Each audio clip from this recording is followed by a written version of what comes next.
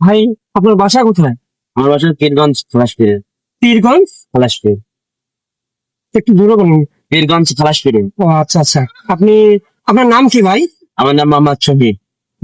আপনার সাথে আমি 2 মিনিট কথা কিনি, যদি আপনি আমি ইসলাম সম্পর্কে বলবো, যদি সঠিক অ্যান্সার দিতে পারেন তাহলে আপনাকে আমি গিফট করবো, ঠিক আছে?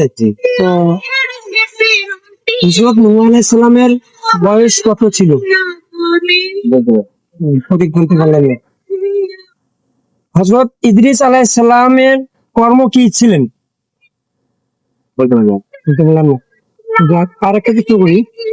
আহ, এমন একটি বাক্য বলবেন যে বাক্যটির মধ্যে 3টি ব একসঙ্গে থাকবে, বাক্যটি কি?